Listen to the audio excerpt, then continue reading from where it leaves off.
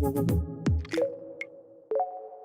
going to talk about an issue now that comes up a lot in people's lives.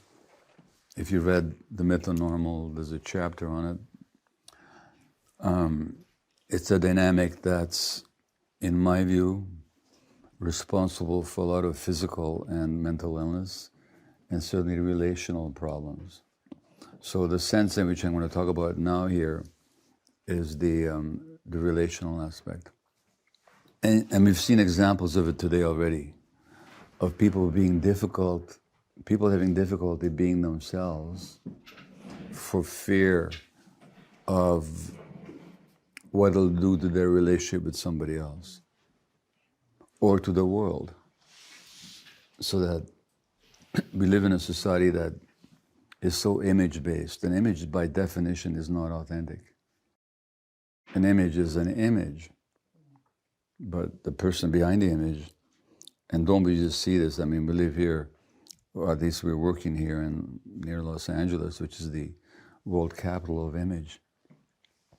The frequent contradiction that comes to tragic public notice between a person's image and then their actual lives is just so dramatic and tragic sometimes. I mean, they just show, Matthew Perry recently and any number of superstars. So what I'm talking here is about the conflict that we all experience between being ourselves on the one hand and being loved and accepted on the other. And ideally would be availing of both, being ourselves and being loved and accepted, and that's the ideal. And somebody today, I forget exactly who's talking about the needs of the child, which is so much more than just being fed and housed and so on. So one of the needs of children, and I'm talking about developmentally, for healthy development, is a strong attachment relationship in which they're held, in which they feel safe, in which they're celebrated and welcomed and invited to exist. So that attachment relationship is not just so that they'll be physically taken care of, and that's an important part of it, but another important part of it is the psychic need of the child for their soul to be fed and nourished just as much as the body needs to be nourished. And the nourishment is the acceptance, the loving acceptance of the parents. And so that attachment relationship is an essential need of the child. Another essential need of the child is what we can call rest. And rest means you don't have to work. Sometimes children have to work to make the relationship with the parents work. In the working mode, it's difficult to grow as yourself, because you're having to adjust yourself to the duties and responsibilities of the job. So when a child has to look after an alcoholic mother, there's no rest for them. They have to be working all the time. They should be playing, but they're having to work.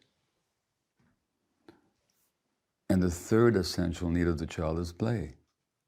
Free play out there in nature, which a lot of kids today don't experience at all. Their idea of play is this, which is not play at all. That's a whole other subject.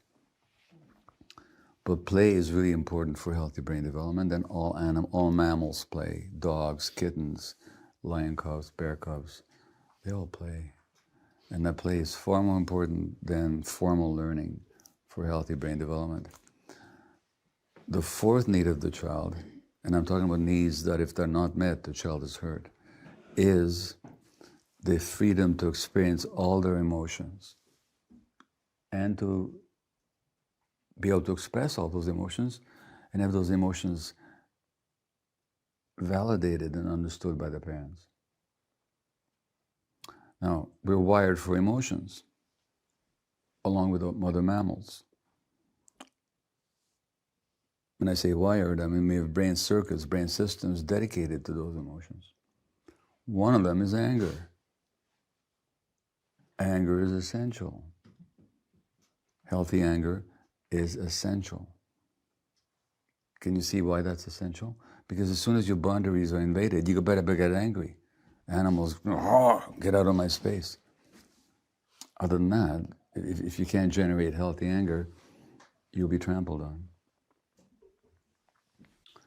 Joy, caring, love, those other emotions, curiosity, seeking, playfulness, grief, fear is an essential emotion. We don't survive without it. These are all essential. So the child's need is that all these emotions can not only be experienced, because the child will experience them,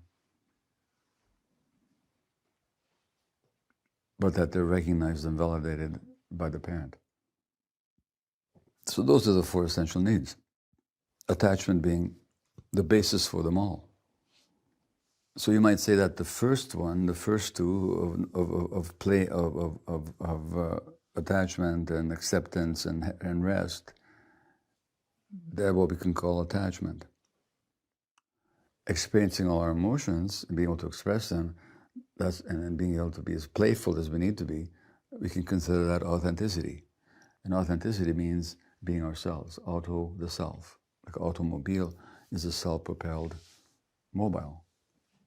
So auto has to do with self.